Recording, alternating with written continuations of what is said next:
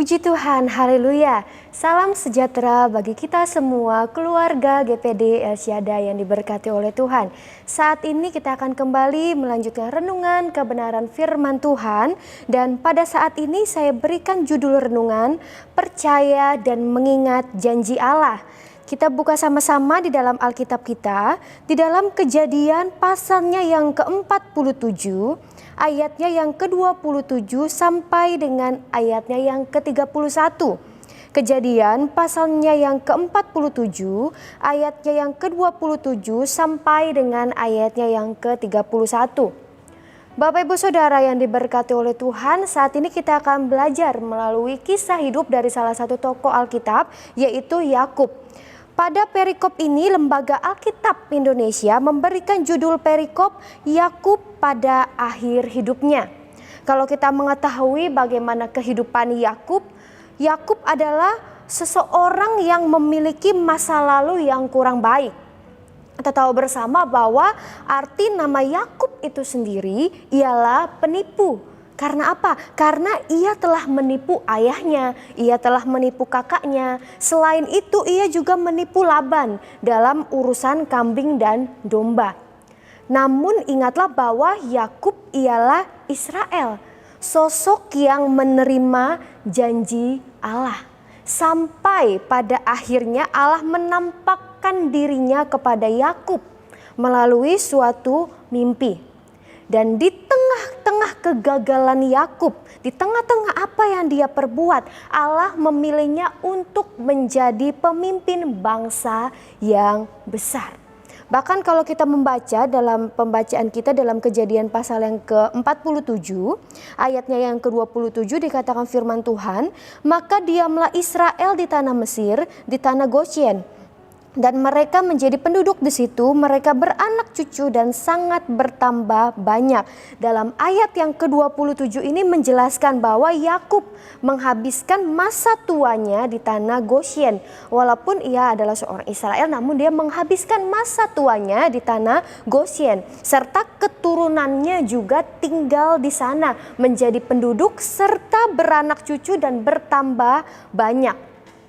Dan setelah melalui perjalanan hidupnya yang sangat panjang, tibalah saatnya bagi Yakub untuk meninggalkan pesan terakhir. Karena Yakub menyadari bahwa suatu saat ia pasti akan mati. Sama seperti pada waktu itu halnya yang disadari oleh Ishak ayahnya. Menyadari bahwa dirinya tidak lama lagi akan mati. Bapak Ibu bisa baca di dalam Kejadian pasalnya yang ke-27 ayatnya yang kedua. Itu sebabnya Bapak Ibu Saudara berkati oleh Tuhan, Yakub memanggil anaknya, Yakub memanggil Yusuf untuk memintanya agar bersumpah. Kelak kalau ia akan mati, ia ingin dikuburkan di tanah nenek moyangnya, yaitu di Kanaan. Bapak Ibu bisa baca pada ayatnya yang ke-29. Mengapa demikian Bapak Ibu? Mengapa Yakub ini meminta Yusuf, memohon Yusuf untuk menguburkannya di Kanaan? Karena memang biasanya Bapak Ibu suatu hal yang sangat penting ketika seseorang meninggalkan pesan terakhir saat menyadari bahwa dirinya akan mati, bahwa hidupnya akan berakhir. Demikianlah juga suatu hal yang penting bagi Yakub untuk Yusuf meminta anaknya untuk kalau ia mati, ia dikuburkan di tanah Kanaan, sampai meminta Yusuf untuk bersumpah. Mengapa demikian? Mengapa begitu pentingnya hal ini bagi Yakub? Dan kita akan belajar mengenai hal ini, Bapak Ibu Saudara berkati oleh Tuhan.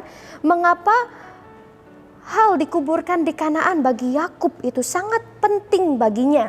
Yang pertama, karena Yakub percaya akan janji Tuhan. Sejenak kita buka di dalam Kejadian pasalnya yang ke-28, ayat yang ke-13 sampai dengan ayatnya yang ke-15. Saya akan bacakan firman Tuhan, Kejadian 28 ayat yang ke-13 sampai dengan ayatnya yang ke-15. Berdirilah Tuhan di sampingnya dan berfirman, Akulah Tuhan Allah Abraham nenekmu dan Allah Ishak. Tanah tempat engkau berbaring ini akan kuberikan kepadamu dan kepada keturunanmu. Keturunanmu akan menjadi seperti debu tanah banyaknya, dan engkau akan mengembang ke sebelah timur, barat, utara, dan selatan. Dan olehmu serta keturunanmu semua kaum di muka bumi akan mendapat berkat. Sesungguhnya aku menyertai engkau dan aku akan melindungi engkau kemanapun engkau pergi, dan aku akan membawa engkau kembali ke negeri ini. Sebab aku tidak akan meninggalkan engkau, melainkan tetap melakukan apa yang kujanjikan kepadamu. Ini merupakan isi dari mimpi Yakub di Betel. Janji Tuhan mengenai tanah yang akan diberikan sebagai milik keturunan Abraham pada waktu itu belum menjadi kenyataan. Namun Bapak Ibu, walaupun janji itu belum diterimanya, dan kita tahu bersama seperti ayat yang kita baca tadi, pada waktu itu ia masih berada di tanah Goshen. Tetapi Yakub ini percaya akan janji Allah bahwa ia pasti akan menerimanya karena Allah karena Allah selalu bahkan akan melakukan apa yang ia janjikan. Hal yang luar biasa bagaimana Yakub percaya akan janji Tuhan. Karena ia percaya juga memampukan ia untuk hal yang kedua. Dia mengingat akan janji Tuhan. Seperti yang tadi saya katakan bahwa Yakub sadar bahwa hari kematiannya semakin mendekat. Itu sebabnya hal terbaik yang dapat ia lakukan ialah mengingat janji Tuhan yang akan memberikan tanah Kanaan kepada keturunan Abraham. Ketika ia percaya, memampukan ia untuk mengingat janji Tuhan. Dan dia sangat yakin bahwa keturunannya pasti akan memasuki tanah Kanaan seperti yang Allah janjikan. Oleh sebab itulah ia meminta agar ia dikuburkan, agar ia dimakamkan di Kanaan, tanah yang telah disediakan Tuhan bagi umat pilihannya. Hal yang luar biasa, walaupun pada waktu itu ia belum menerima janji itu ya, tetapi dia percaya akan janji itu dan dia selalu mengingat janji itu. Dan pada akhirnya kita kembali lagi kepada Kejadian pasal yang ke-47. Kalau kita baca satu perikop ini, pada akhirnya Bapak Ibu saya berkati oleh Tuhan, Yusuf pun melakukan seperti permintaan ayahnya untuk ia bersumpah akan membawanya dan menguburkannya di tanah Kanaan. Lalu setelah Yusuf bersumpah, apa selanjutnya yang dilakukan Yakub? Hal yang menarik, hal yang luar biasa. Kita bisa baca itu di dalam ayatnya yang ke-31, Kejadian 47, ayatnya yang ke-31 dikatakan firman Tuhan, kemudian kata Yakub, bersumpahlah kepadaku, maka Yusuf pun bersumpah kepadanya, lalu sujudlah Israel di sebelah kepala tempat tidurnya. Yang ia lakukan setelah selesainya Yusuf bersumpah, yaitu ia sujud menyembah Allah. Dikatakan bahwa Yakub menelungkupkan wajahnya dan merentangkan badan sehingga kepalanya berada di ujung dari pembaringannya. Hal yang sangat luar biasa, dan ini menunjukkan bahwa Yakub dengan kerendahan hatinya dan hormatnya kepada Allah, ia sujud menyembah Allah. Hal yang luar biasa yang dilakukan oleh Yakub ketika ia percaya, ia mengingat janji Allah. Setelah itu ia sujud menyembah Allah. Dan ini juga merupakan suatu rasa syukur. Karena apa? Karena Yusuf anaknya mau melakukan apa yang ia minta walaupun mungkin belum sepenuhnya terjadi. Bapak Ibu Saudara diberkati oleh Tuhan. Dari kisah Yakub ini kita mendapatkan suatu pelajaran bahwa apapun dan bagaimanapun masa lalu kita, ketika Tuhan memilih setiap kehidupan kita, Tuhan akan menyertai setiap kehidupan kita karena Ia Allah yang setia akan setiap janji-janjinya. Dan marilah kita belajar seperti Yakub yang mempercayai janji Allah. Bahkan bukan hanya mempercayai, dia terus mengingat janji Allah. Walaupun mungkin ia belum menerima janji Allah, janji yang Allah berikan pada waktu itu. Demikianlah juga setiap kehidupan kita. Ada banyak janji-janji Tuhan dalam Alkitab bagi setiap kehidupan kita. Marilah kita mempercayai janji Tuhan itu, sebab Ia yang berjanji, Ialah Allah yang setia. Ialah Allah yang selalu menyertai setiap kehidupan kita.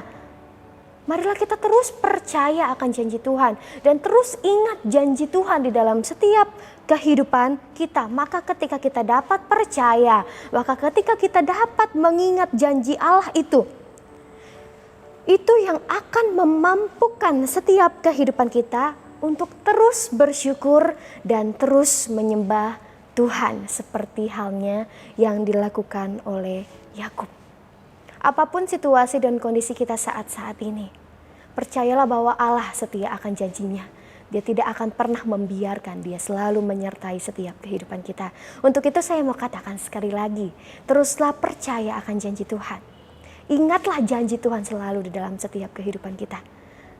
Dan itu yang memampukan kita untuk kita terus bersyukur kepada Tuhan, untuk kita terus sujud menyembah Tuhan di dalam setiap kehidupan kita. Puji nama Tuhan, firman Tuhan pada saat malam hari ini biarlah memberkati setiap kehidupan kita. Dan bukan hanya kita mendengar, tetapi kita mau melakukan setiap kebenaran firman Tuhan untuk kita percaya dan terus mengingat janji Tuhan di dalam setiap kehidupan kita. Kita akan mengakhiri renungan kebenaran firman Tuhan dengan berdoa. Haleluya Yesus, haleluya. Tuhan Yesus yang baik, kami bersyukur memiliki Allah yang luar biasa seperti Engkau. Allah yang senantiasa setia akan janji-Mu di dalam setiap kehidupan kami.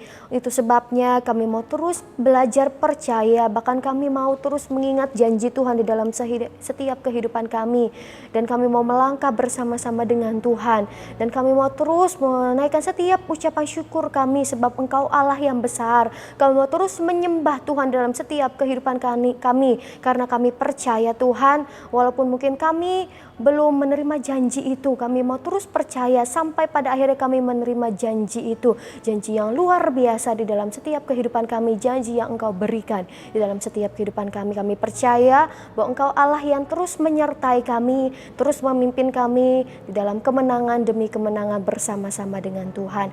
Kami mengucap syukur atas kebenaran firman Tuhan yang datang dalam setiap kehidupan kami.